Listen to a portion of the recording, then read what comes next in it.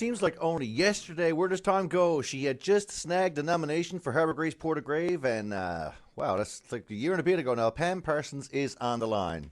Pam, how are you? Good morning, Daryl. How are you? Great. What's on your mind?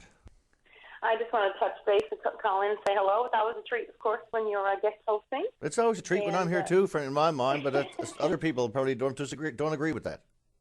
Well, I enjoy every time I hear you on there. You do a great job. Thanks. And, of course, a fellow musician like you are.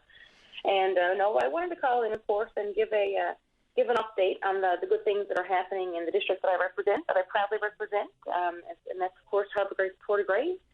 You know, we've got some good funding that's come through with regards to our line painting that's been done. It's very important. It's that time of year, of course, when the weather finally allows, where it allows the officials from the Department of Transportation and Works to get out there and do their work. And I'm happy to say that they've done a great job throughout the district, throughout Bay Roberts, Harbour Grace, in the areas of school zones, at St. Francis School in particular. So I want to, certainly recognize that work. And also, we've got some significant funding that's come through for one of our main assets within the town of Bay Roberts. And, Daryl, that's the Marina located adjacent to the Legion there in Bay Roberts. Have you ever had an excursion around the bay and come out and taken in the sights and sounds here on the Marina in Bay Roberts? Did a show in at the was it Klondike? No, what's the name of the festival that was out there at the time? Yeah, no, it's the Klondike, the annual Klondike. Yeah, Festival. and it's a beautiful side street off the main road and a really nice marina, nice hotel and restaurant right there in the corner too. Beautiful spot. That's right. It's the Scrunchions Hotel. They're just located across the Klondike there. And the Marina, as you mentioned, they're on the property of the Legion. And, of course, it's maintained by Legion volunteers. Well, I'm happy to say now that about $38,000, just over $38,000, will now be committed from the province for upgrades and maintenance of that Marina, because it is certainly a centerpiece within the town, the municipality of Bay Roberts, and neighboring communities. I mean, there are so many people that come and they dock up there during the summer. I'm told that we have friends from the United States that come and stay the entire summer in Bay Roberts at that marina. And the bigger it is, the more space you have, the more people will come.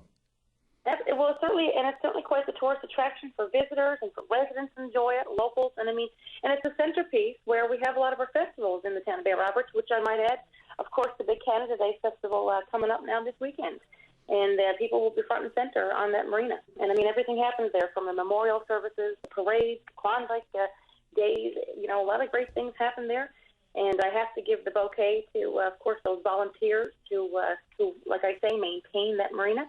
They approached myself and our MP, Ken McDonald, and, for the jigs and the reels, when people put the work in, we work together, great things happen. So, it's a start. It's $38,000 for that marina. Upgrade. Pam, you did mention some line painting. Is there any road work being done out there now? And how much of your time is spent talking to constituents who are complaining about the roads in their area? Well, as you can appreciate, I think everywhere we go, no matter what corner of Newfoundland and Labrador, road work is a big priority. It was certainly a priority before I became elected. It's something that I heard about. It's a top priority, and I still hear it today. Cranes Road, for example, is a major thoroughfare between Upper Island Cove and Spaniards Bay. And, for years, I guess I won't use the word neglected, but let's just say it's due for some good work years gone by.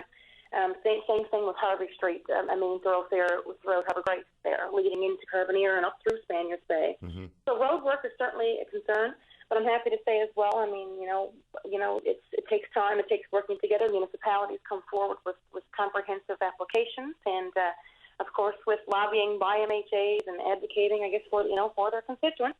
It comes through the department, and, it happens, but unfortunately, I wish we had a magic wand and things can happen a lot faster. but yes, road work, I think, will for always be a priority in our province.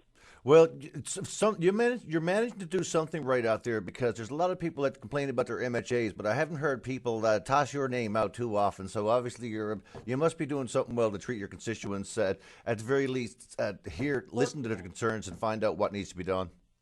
Well, Daryl, for me, getting into this, and prior to, of course, becoming an MHA, I was a journalist, as you know, for about a decade. And for me, it's about people. It's all about people, which is precisely why, I had the passion to get involved in this and really put myself forward.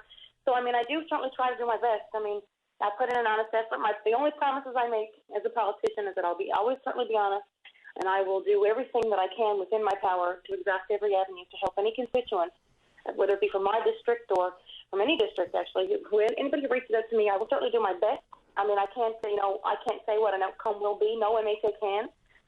But you can certainly do your best. That's the problem. That is the promise, rather, that you can make. But I want to just move on to a couple. I have a list here that I want to get this good news out. But a couple of more JCP projects, and what they are, Daryl, they're job creation projects. Mm-hmm. And again, it takes an organization or a municipality to apply provincially and federally. And there are 2 JCPs now that have been awarded. I'm very happy to say in town of Harbour Grace, and that's for trail upgrades near the Tour Chalet, near the famous Kyle, of course. We've got the airplane down there, also the monument, of course, with the visitor chalet, Amelia Earhart.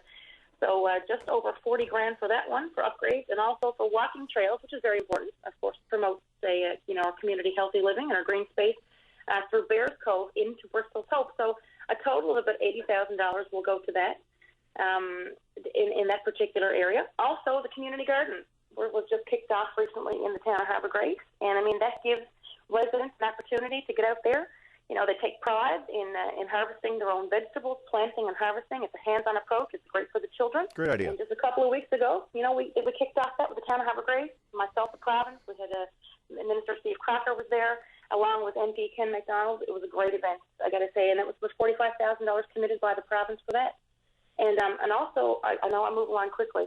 As I mentioned, I got my list, but again, to promote that healthy living, community healthy living, I want to throw a bouquet out to the residents of the community of Butlerville, Sheartown, Butlerville. They've been lobbying for some time.